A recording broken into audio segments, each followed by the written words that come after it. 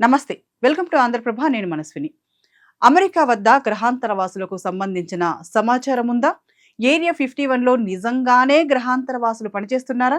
రీసెంట్‌గా వీరి గురించి అమెరికా మాజీ అధ్యక్షుడు బరాక్ ఒబామా నోరు విప్పారు.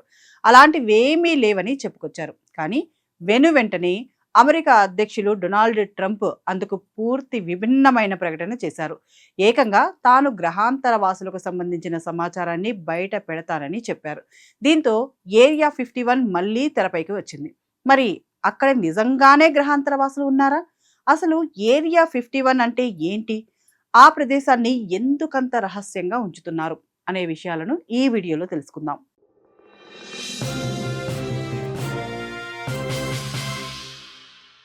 తాజాగా ట్రంప్ మాట్లాడుతూ అమెరికా ప్రభుత్వం వద్ద ఉన్న గ్రహాంతర వాసుల సమాచారాన్ని బహిర్గతం చేస్తామని వెల్లడించారు.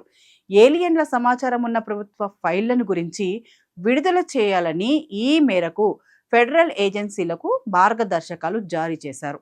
దశాబ్దాలుగా అనేక మంది అమెరికన్లు తమ ప్రభుత్వం వద్ద ఉన్న గ్రహాంతర జీవుల సమాచారాన్ని తెలుసుకోవడానికి ఆసక్తి చూపుతున్నారని ట్రంప్ అన్నారు. అందుకే వాటికి సంబంధించిన ముఖ్యమైన ఆసక్తికరమైన సమాచారాన్ని ప్రజలకు అందుబాటులోకి తీసుకురావడానికి చర్యలు తీసుకుంటున్నట్లు తెలిపారు. అయితే ఈ సమావేశంలోనే ఒబామా గురించి ప్రస్తావిస్తూ ఆయన పాడ్కాస్ట్లో ఇచ్చిన ఇంటర్వ్యూలో ఒక రహస్య సమాచారాన్ని బయటపెట్టారని, అలా చేయకుండా ఉంటే బాగుండేదని అభిప్రాయపడ్డారు. దీంతో నిజంగానే గ్రహాంతరవాసులు ఉన్నారా అనే అనుమానాలు కలుగుతున్నాయి. మరి వీటి గురించి ఇప్పుడు చూద్దాం. అసలు ఈ ఏరియా 51 అంటే ఏంటి అనే విషయానికి వస్తే, అమెరికాలోని నెవడా రాష్ట్రంలో లాస్ వేగాస్కు సుమారు 120 కిలోమీటర్ల దూరంలో ఉన్న ఎడారిలో ఉన్న మిలిటరీ బేస్నే ఏరియా 51 అని అంటారు. కెవడా టెస్ట్ అండ్ ట్రైనింగ్ రేంజ్ పేరుతో చెలామణి అవుతున్న ఈ ప్రాంతంలోకి సాధారణ ప్రజలకు అనుమతి లేదు. ఆ ప్రాంతం నిత్యం సైనికుల నిఘాలో ఉంటుంది. ఎయిర్ ట్రాఫిక్ కంట్రోల్ అనుమతి లేకుండా అక్కడ ఎలాంటి హెలికాప్టర్లు, విమానాలు, డ్రోన్లు ఎగరలేవు. ఒకవేళ అక్కడ పొరపాటున అడుగు పెడితే సైన్యం కఠిన చర్యలు తీసుకుంటుంది. ఈ ప్రాంతంలో 1950లో గుర్తు తెలియని యుఎఫ్ఓ గాల్లో ఎగురుతూ కనిపించాయి.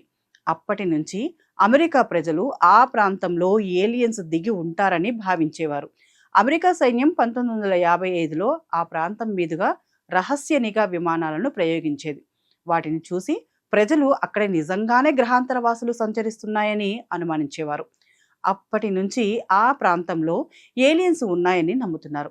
పైగా వైమానిక దళం ప్రత్యేకంగా బేస్ ఏర్పాటు చేసి ప్రయోగాలు చేపట్టడంతో అక్కడ ఏలియన్స్ పై పరిశోధనలు జరుగుతున్నాయనే వదంతులు కూడా వినిపించాయి. వీటిని ఆధారంగా చేసుకుని అనేక సినిమాలు, కథలు పుట్టుకొచ్చాయి. ఆగస్టు 2013 నుంచి ఆ ప్రాంతాన్ని నెవడా టెస్ట్ అండ్ ట్రైనింగ్ రేంజ్ అని పిలుస్తున్నారు. అంతకు ముందు వరకు ఏరియా 51 అనే పిలిచేవారు. అమెరికా ఉపయోగించే కొన్ని నిఘా విమానాలను ఈ ప్రాంతంలో ఉంచినట్లు చెప్తుంటారు. అయితే ఏలియన్స్ను నమ్మేవారు మాత్రం ఈ విషయాన్ని అంగీకరించరు. అక్కడ కొన్ని దశాబ్దాల నుంచి గ్రహాంతర వాసులపై పరిశోధనలు జరుగుతున్నాయని, అందుకే ప్రభుత్వం అక్కడికి ఎవరినీ అనుమతించదని తెలుపుతారు. వీరు చెబుతున్నట్లే ఆ ఎడారి ప్రాంతాల్లో భిన్నమైన వాతావరణం ఉంటుంది. కొన్ని ప్రాంతాల్లో భూగర్భ వాసులకు స్వాగతం అనే బోర్డు కూడా కనిపిస్తాయి. ఆ పరిసర ప్రాంతాల్లోని ఇల్లు, పెట్రోల్ బంకులు, దుకాణాల్లో ఎక్కడ చూసినా ఏలియన్స్ బొమ్మలే కనిపిస్తాయి. కొందరైతే ఏలియన్స్ ను చూడాలనే ఆసక్తితో అక్కడే స్టే చేస్తుంటారు. ఆయా ప్రాంతాల్లో ప్రజలు చాలాసార్లు ఫ్లయింగ్ సాసర్లు చూసినట్లు చెప్తుంటారు. 1959లో ఏరియా 51కు సుమారు 130 మైళ్ళ దూరంలో ఆకాశంలో యుఎఫ్ఓ కనిపించిందని అప్పట్లో వార్తలు కూడా వచ్చాయి. ఇలా 2-3 సార్లు ఆ యుఎఫ్ఓలు ప్రత్యక్షమైనట్లు నెల్లీస్ ఎయిర్ ఫోర్స్ బేస్కు కూడా సమాచారం అందింది. అలాగే 1947లో న్యూ మెక్సికోలోని రాస్వేల్లో యుఎఫ్ఓ కూలినట్లు వదంతులు కూడా వచ్చాయి. ఆ తర్వాత చాలాసార్లు ఆ ప్రాంతంలో యుఎఫ్ఓలు కనిపించినట్లు సమాచారం. అయితే ఆ వార్తలు ఎంతవరకు వాస్తవం అనేది తెలియరాలేదు. ఇప్పటికీ ఏరియా 51 ప్రాంతంలో నివసించే ప్రజలు తమకు యుఎఫ్ఓలు కనిపిస్తున్నాయని తెలుపుతున్నారు. అయితే ఆ ప్రాంతంలో ఏం జరుగుతుందనేది ఇప్పటికీ రహస్యమే.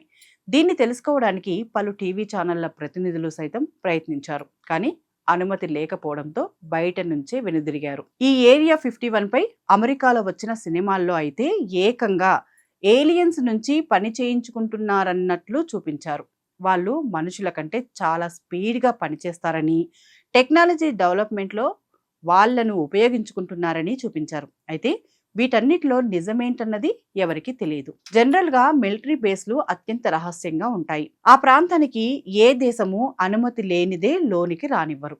అలాగే అమెరికాకు చెందిన ఎయిర్ బేస్ కూడా ఒకటిగా ఉంటుంది. అక్కడ ఆర్మీ రహస్య పత్రాలు ఉండవచ్చు. అందుకే ఆ ప్రాంతాన్ని ప్రొటెక్టెడ్ ఏరియాగా డిక్లేర్ చేసి ఉండవచ్చు. ఇక ఫ్లయింగ్ సాసర్ల విషయానికి వస్తే ఇప్పటి వరకు ఉన్నవంతా కేవలం వదంతులు, వార్తలు మాత్రమే. వీటిలో నిజమెంత అన్నది ఏ ఒక్కరికి తెలియదు. ఎవరికి వారు ఊహించుకొని రాసినవి కూడా ఉన్నాయి. ఇప్పటి వరకు ఇవి స్వాధీనం అయినట్లు అమెరికా కూడా ఎక్కడా ధృవీకరించలేదు. దీన్ని బట్టి చూసుకుంటే నిజంగానే అక్కడ ఏలియన్స్ ఉండి ఉంటే అందుకు సంబంధించిన సమాచారం అమెరికా దగ్గర ఉంటుంది. తద్వారా వీటన్నిటిపైన ఆ దేశ ప్రభుత్వమే క్లారిటీ ఇవ్వాలి. ఇన్నాళ్ళు రహస్యంగా కార్యకలాపాలు నిర్వహించిన ఈ ప్రాంతానికి సంబంధించి తొలిసారిగా రహస్యాలు బయట పెడతానని ట్రంప్ చెప్పాడు. దీంతో అందరికీ ఈ విషయంపై ఆసక్తి పెరిగింది. తద్వారా త్వరలోనే దీనికి సంబంధించిన సమాచారం బయటపడుతుంది. అయితే నిజంగానే అమెరికా దీన్ని బయటపెడుతుందా? లేక ఏలియన్స్ ఉన్నా కూడా లేవని నమ్మబలుకుతుందా అన్నది తెలియాలంటే వేచి చూడాల్సిందే. ఇలాంటి మరిన్ని ఇంట్రెస్టింగ్ అప్డేట్స్ కోసం చూస్తూనే ఉండండి ఆంధ్రప్రభ. మా ఛానల్ని సబ్స్క్రైబ్ కూడా చేసుకోండి.